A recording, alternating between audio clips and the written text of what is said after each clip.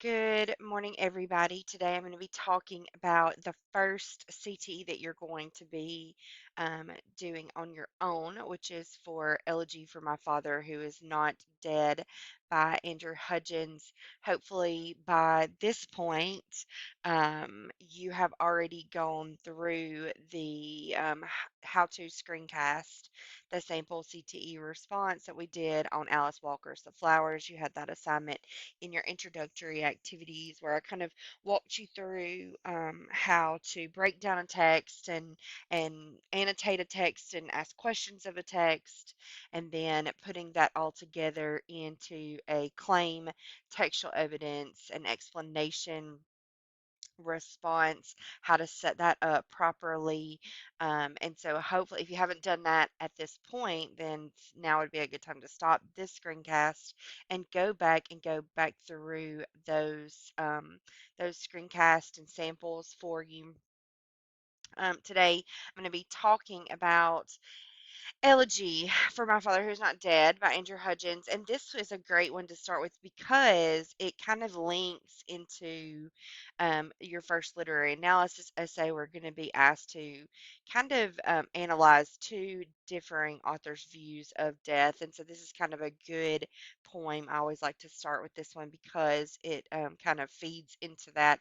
Kind of go ahead and get your brain on the track of views of death and that kind of thing. So, the prompt for this one is, how does the speaker's views of death compare with those of his father?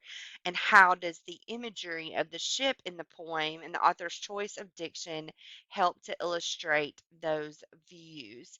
And so, I'm going to talk about the poem specifically in this screencast. And then I also will I've given you two extra screencasts on how to break down that prompt and make sure that you understand all the components, how to turn that prompt into a claim, and then how to go about starting your CTE. So this one is just all about the poem itself. And remember that we talked about when I did the screencast on "You Fit Into Me" by Margaret Atwood, and I talked about how subjective literature is and how what you get from the poem is it may be very different, vastly different from what I get from the poem, depending on the views, our lenses, the way that we read them. We talked about me being older and I have a more worldly view, and I've had a lot of experience and I've lived a long time, and so I read things differently than say you would at your current age and with your limited experience in the world knowledge and maybe your limited experience of death. That kind of thing. All those components kind of play into the way that we read it, but that's what makes literature so subjective, is because you are going to have a different lens that you're going to view a poem, and it might resonate differently with you than it does with somebody else. And so it's not a right or wrong kind of answer. It's what you take away from what you're reading, and how and what emotions and all those things that it opens up in you. And so that's what makes this kind of course kind of maybe challenging in a lot of ways, but also, it's all about you and the lens that you're viewing it from, and how what you're taking away from it. So this is my takeaway on Andrew Hutchison's Elegy for My Father Who Is Not Dead. First, really quickly, an elegy is a lyric poem that is written to commemorate someone who is dead, or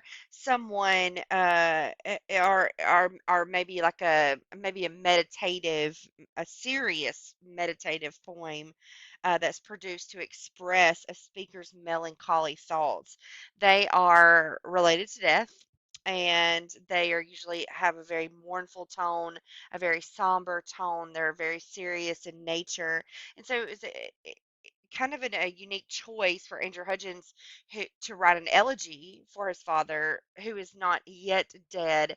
This is something that he is preparing for. Maybe he sees it coming, or maybe it's been coming for a long time. Maybe his father is at that precipice of, he knows he's going to die. Maybe something's wrong with him.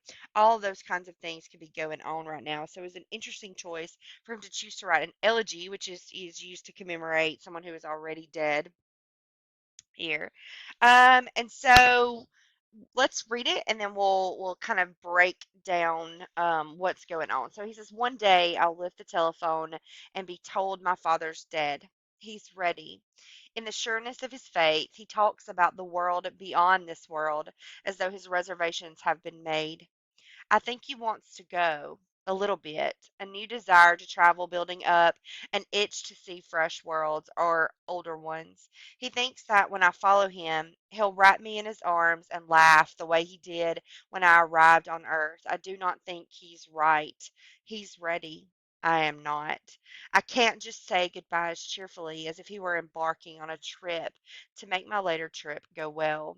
I see myself on deck, convinced his ship's gone down, while he's convinced I'll see him standing on the dock and waving, shouting, "Welcome back." So we get the impression that his father is near to death. He says one day I'll lift the telephone. He told my father's dead. He's ready. Okay, and that's there in line 2. And his father is very sure of his faith. He's very strong. He tells us that in line 3. In the sureness of his faith, he talks about the world beyond this world as though his reservations have been made. His father doesn't view death as an ending, right? So there's something after death in his father's mind, like he is going to go to the world beyond this world, whether that's heaven or, we're not going to get into all of that kind of thing. Again, that's one of those things where you are reading it with your lens, how you interpret that. What does that mean to you? What does the world beyond this world mean to you as you're reading here? He sees death as a new adventure. His reservations have been made. I think he wants to go a little bit, a new desire to travel, building up an itch to see fresh worlds. So it's an adventure. He has an itch to see fresh worlds or maybe older ones there. And his father also firmly believes that Hudgens, or whoever Hudgens' speaker is, I'm very fairly certain you know, when we look at a poem, we can the author of a poem is not always the speaker of the poem. Usually a speaker, or sometimes, I guess I shouldn't say usually, the speaker is a construct of the author, a separate entity from the author. So it's not always okay to assume author is the speaker or, that kind of thing. But in this one, I'm fairly certain that is very personal. It's a very personal poem for Hudgens.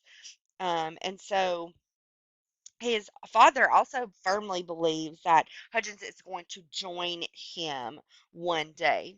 Okay, he says he thinks that when I follow him, he'll wrap me in his arms and laugh the way he did when he was born. He will welcome him at the end of his son's own journey, uh, and just like he did when he arrived on the earth.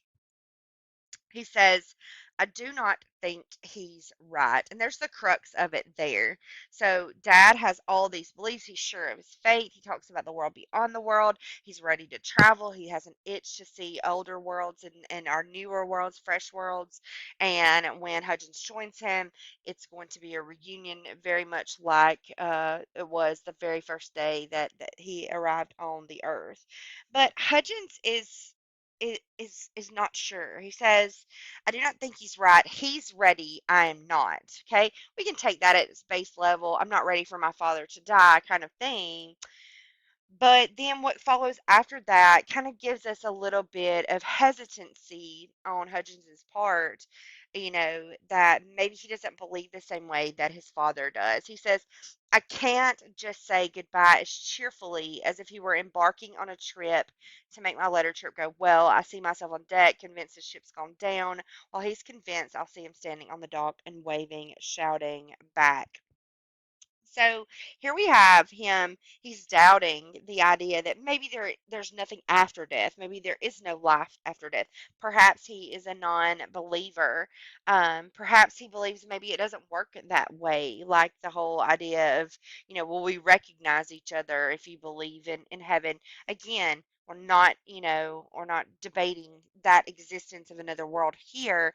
We're just debating the fact that his son does not view things the same way that he does, which is the whole purpose of our analysis. So he's experiencing multiple emotions, which he's struggling to express. So he's got fear. There's some jealousy. There's a little bit of uncertainty.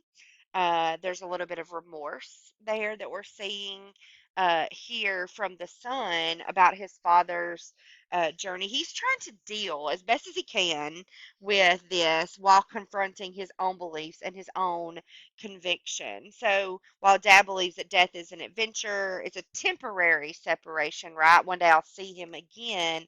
Hutchins perhaps believes that this is an eternal separation. His ship has gone down. Okay. And he's unable to say goodbye cheerfully. He's unable to put those fears and that remorse and that uncertainty aside to say goodbye cheerfully while his dad is ready to go. He's not ready for him to leave.